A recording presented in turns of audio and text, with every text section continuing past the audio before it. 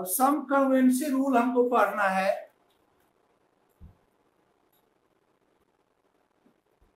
कन्वेंसी criteria क्या क्या होता है और उसमें कुछ हम लोग प्रूव भी करेंगे।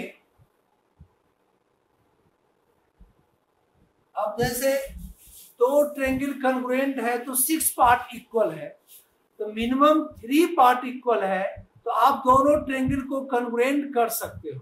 जैसे कन्वेंसी रूल, इसको कहेंगे हम कन्वेंसी रूल।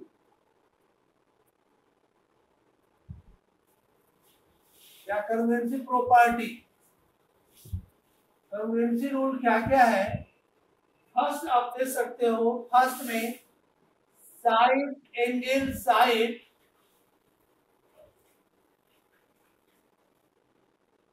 कन्वेंसी रूल। अगर two triangles are congruent if two sides and included angles are equal।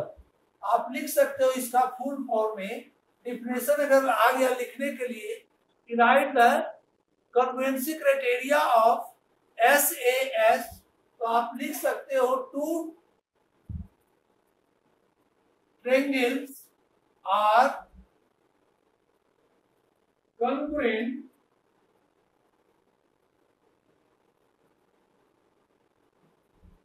if two sides, यानी S और S क्या हुआ? Two sides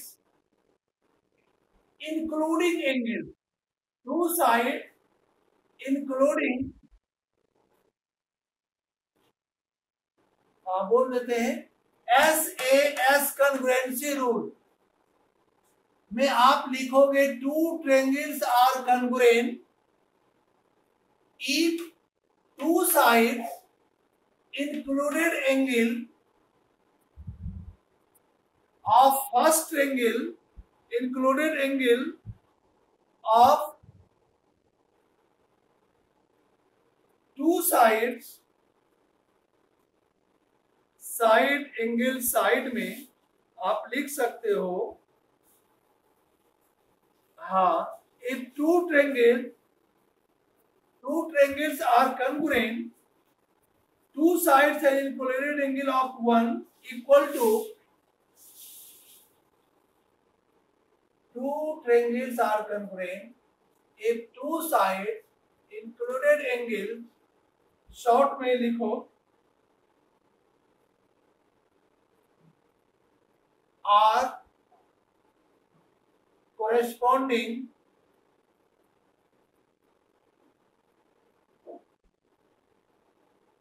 equal. शॉर्ट में हम लिखा दिए कि two triangles are congruent if two sides included angle are corresponding equal. Corresponding किसका इक्वल? अदर ट्रायंगल का इक्वल। ऐसे आपके इसका फुल डेफिनेशन लिखना है तो एक बार और हम बोल देते हैं कि two triangles have two sides and included angle of one equal to corresponding sides and included angle of the other, then triangle are congruent. Then triangle are congruent. Number 2 में ASA congruency rule में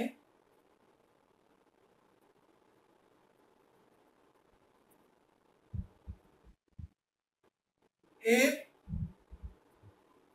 two angles, यहां पर ASA है, if two angles included side, if two angles included sides of one triangle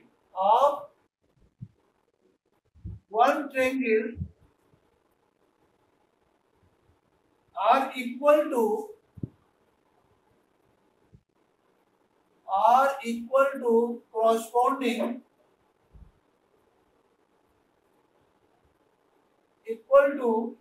corresponding two angles and included side of the other triangle equal to corresponding two angles included side of other triangle are equal, then two triangles are congruent. तो यहां पर देखिए, अगर three part से दो triangle congruent है तो उसका 6 पार्ट आपका इक्वल हो जाएगा, है ना। अब नेक्स्ट आते हैं, ऐसा 4-5 कन्वेंसी रूल पढ़ना है। हम दो का भी लिखे हैं।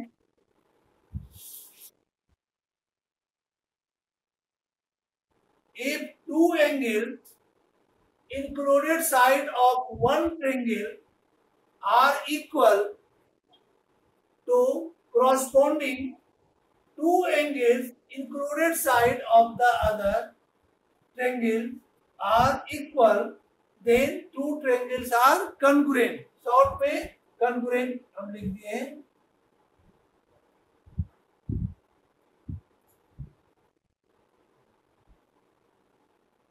अब ये लिखने भी आता है कि right the congruency criteria of ASA।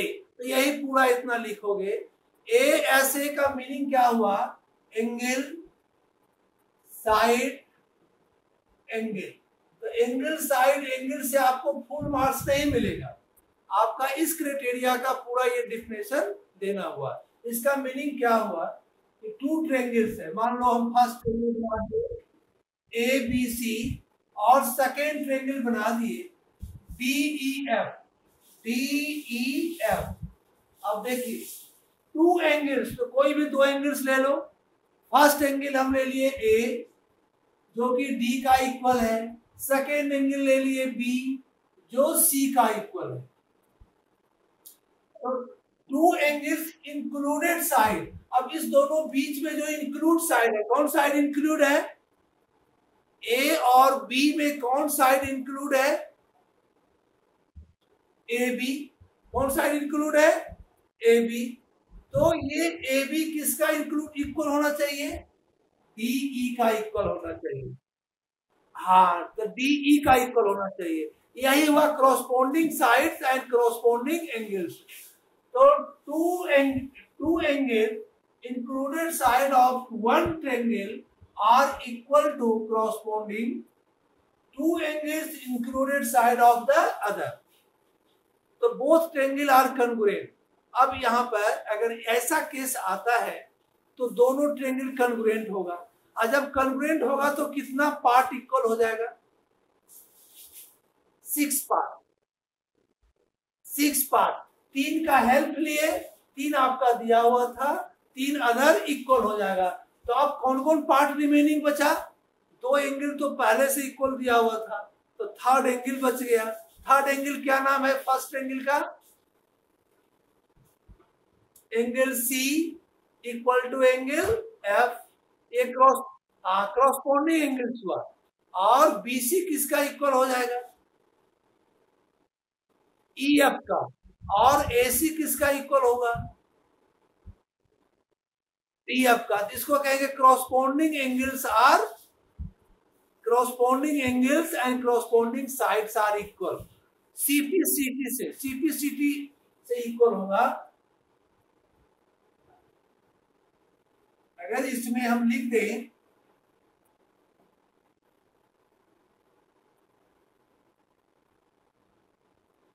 अगर आप एंगल A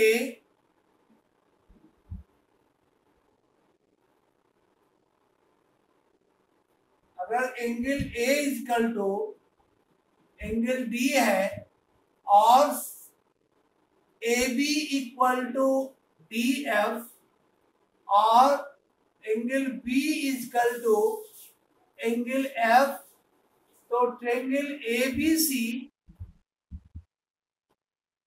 हाँ, angle A equal to angle D, AB equal to DEF। यहाँ E कर दो तो angle B equal to angle E और angle B equal to angle A is equal to D ई।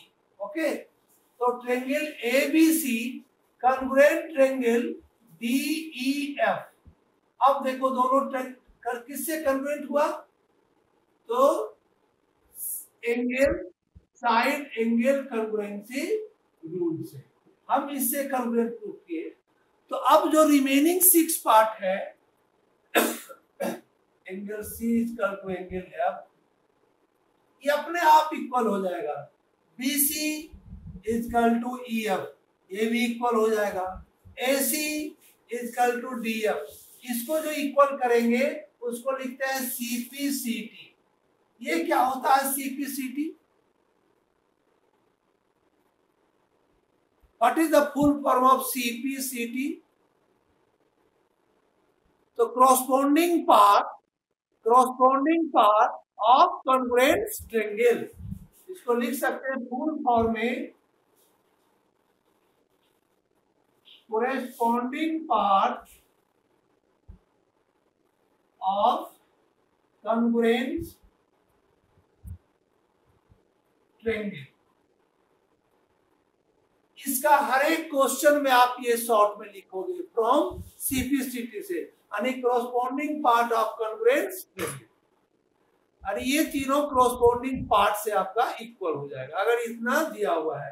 तो ऐसा ऐसा कितना कन्वेंसी रूल आपको पढ़ना है पता है? टोटल कन्वेंसी रूल कितना है बताइए?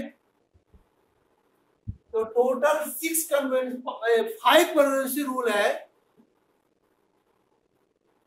कन्वेंसी रूल 5 कौन कौन है? तो एक आपका हो गया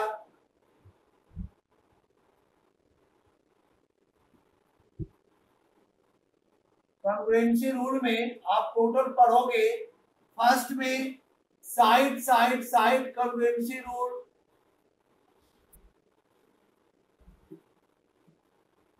second side angle side congruency rule, third angle side angle congruency rule, fourth AAS congruency rule और 5 RHS कन्वेंसी रूल।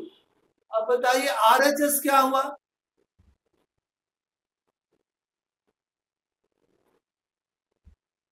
तो यहाँ पर RHS का मतलब होता है राइट हैंड साइड, लेकिन यहाँ पर होगा राइट हाइपोटेनस और साइड।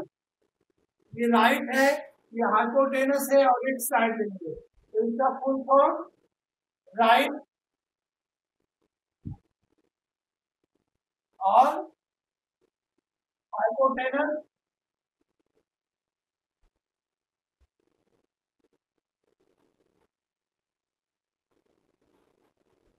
कोई आ गया फिर? आदित्य,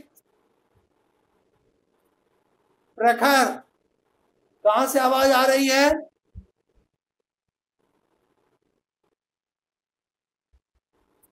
ये कहां से आवाज आ रही है? स्नैप वर्क ऑफिशियल,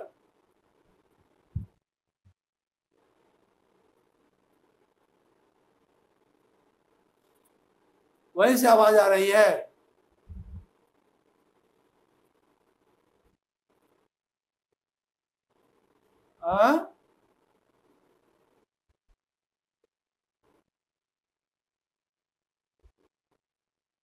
बंद करो।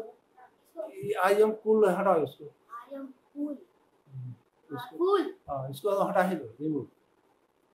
Okay, remove and code. और है और कोई और कौन है इसमें? नाम बताओ तो।